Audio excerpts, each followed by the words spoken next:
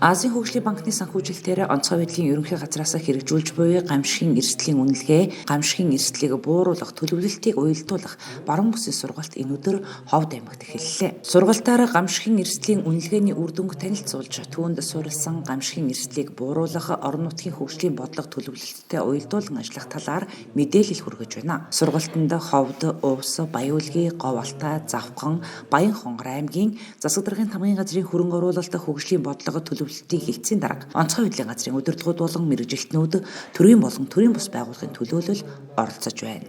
Менежмент буюу удирдлага тэгээд риск менежмент буюу эрсдлийн удирдлага гэдэг хоёр зүйлийн ойлголт их зөрүү байдаг. Тэгээд тэрийг болохоор жишээ нь одоо эрсдлийн удирдлага бол тухайн орны онцгой байдлын байгууллагууд онцгой эдгээрхийн газар ч юм уу ингээд авч явдаг. Тэгэнгүүт нөгөө төрлийн удирдлагыг болохоор засгийн газар ч юм уу өөр төрийн бас байгууллагууд ингээд авч байгаа. Тэр хоёр хоорондоо ингээд одоо ажиллах гэдэг юм уу хамтарч ажиллах тал дээр одоо тодорхой хэмжээний харилцаа холбооны асуудал үүсдэг юм болов уу гэж харагддаг. Гамшигын эрсдлийг бууруулах төлөвлөгөө, гамшигын эрсдлийн удирдлагын төлөвлөгөө, гамшаа самбал төлөвлөгөөч гэдэг юм уу. Энэ бүх төлөвлөгөө бол тухайн орны хөгжлийн төлөвлөгөөний нэг хэсэг байх ёстой. Энэ Азийн хөгжлийн банкны санхүүжилттэй хэрэгцээ Монгол улсад хэрэгцээ төслөөс одоо миний одоо сурж авсан одоо олж авсан нэг зүйл бол одоо бидний одоо энэ бүтээсэн гаргасан энэ бүх үр дүнг орон нутгийн ч юм уу энэ хөгжлийн төлөвлөгөө засаг даргын мөрийн хөтөлбөрт ингээд уялдуулах талаар ингээд бид нар арга хэмжээ авч байгаад бол би бас маш их баяртай. Энэ талаар сурж олж мэдсэндээ маш их баяртай байна. Тухайн төсөл нь холбогдох яам агентлаг орон нутгийн засаг захиргааны нэгж олон нийтийн гамшигын эрсдлийн талаар мэдлэг ойлголтыг нэмэгдүүлэх, гамшигын эрсдлийг бууруулах төлөвлөлтийг сайжруулах, хариу арга хэмжээ авах чадварыг бэхжүүлэх зорилгоор зохион байгуулагдаж байгаагаараа онцлог юм. Баруун бүс нутгийн хэмжээнд гамшигын эрсдлийн үнэлгээ төлөвлөлтүүдийг хийснээр учирч болох эрсдлийг бууруулахад чухал ач холбогдолтой гэж үзэж байна. Байгалийн давуу дашгүй хүчин зүйлийн улмаас учирч байгаа ганцууд газар хөдлөлт, үер ус, гал төмрийн аюулын давтамж харилцан адилгүй байгаа талаар судалгаагаар тогтогджээ. Зонхлох аюул нь баруун аймагуудын хувьд бол хамгийн түрүүнд газар хөдлөлийн аюул байна. Газар хөдлөлийн аюул бол ер нь бол 6-7-8 баллаас дээш одоо газар хөдлөх магадлал бас өндөр байгаад байгаа. Сүүлийн жилүүд бол газар хөдлөлийн одоо хөдлийн эрчим нөлөөний өндөр болж байгаа. За түүнээс гадна энэ баруун аймагт бусдыг тулгардаг аюулуудын нэг бол хүчтэй салхи.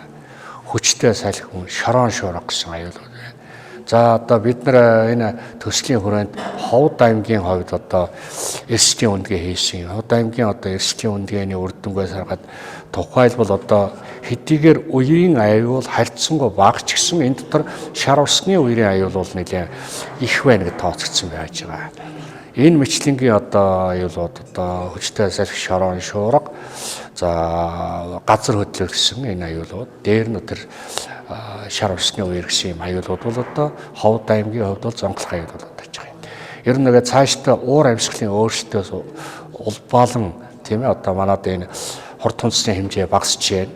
Гадаргын одоо юуны агаарын температур ихсэж байна. Энэ бүхэн маань хуурайшлыг улам нэгдүүлнэ. Мөн одоо хур бороо ороход бол одоо зүгээр нэг сайхан ордог байснаа болоод одоо хүчтэй аадар бороо ордог, уран үер үүсдэг юм нөхцлүүд одоо улам цааш нь бий болох нь гэж одоо ер нь бол ийм прогнозуудаар гараад байгаа. Тийм болох дээрээ ард иргэд одоо энэ сэргийн тамгын газрууд, энэ аж ахуй нэгжүүд, энэ төрийн байгууллагууд бол энэ чиглэсэн бууруулах арга хэмжээнүүд бол зайлшгүй авч явах шаардлагатай байна. 2010 оноос эхлэн улсын хэмжээнд хэрэгжсэн гамшигын үнэлгээ төлөвлөлт хийх төслийн үр дүнд сүүлийн 3 жилийн хугацаанд л гэхэд Ховд аймагт үер усны улмаас бусдын амнаас эрсдэх дуудлага мэдээлэл 50 орчим хувиар буурсан үзүүлэлт гарчээ. Түүнчлэн гал төмрийн улмаас хохиролж буурсан байна.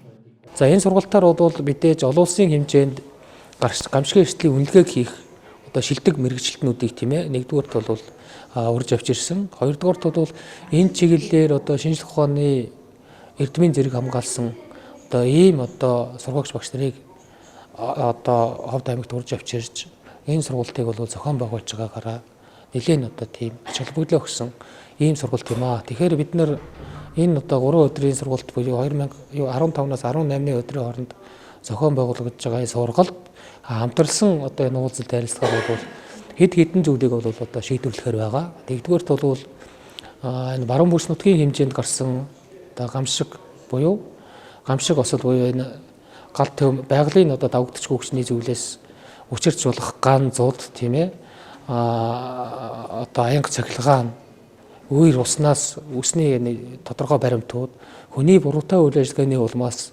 гарч байгаа техникийн осол байгаль орчинд үзүүлж байгаа нөлөөллийн чиглэлээр одоо сүүлийн 3 жилийн үнэлгээч гэдэг юм уу энэ үнэлгээ бол нэгдүгürt хийхий.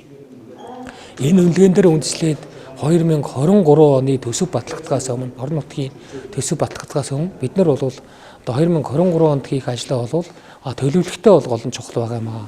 Энийг бол онцгой байдлын байгууллага дангаараа төлөвлөх нь бол бас учир дутагдaltaа. Тийм учраас нэг талаасаа бол энэ төр захиргааны орон нутагт төрийн захиргааны байгууллагын дээд удирдлагыг хэрэгжүүлдэг аймагуудын одоо засаг даргын тамгын газрын холбогдох одоо албан тушаалтан мэрэгжилтнүүд нутгийн өрөө удирдах байгууллагын одоо төлөөлөл буюу иргэдийн төлөөлөгчдийн хурлын ажлын албаны мэрэгжилтнүүд тухайн аймагуудын онцгой байдлын байгууллага газар хэлтсүүдийн эрсдэл хариуцсан мэрэгжилтнүүд за шаардлагатай одоо төрийн бус байгууллага ус цагуур орчны шинжилгээний байгууллагын төлөөллүүд энд оролцож хамтарсан нэг шийдлэр хийх ажлаа бол төлөвлөхөөр ийм одоо сургалт болж байгаагаар бол ач холбогдолтой байна.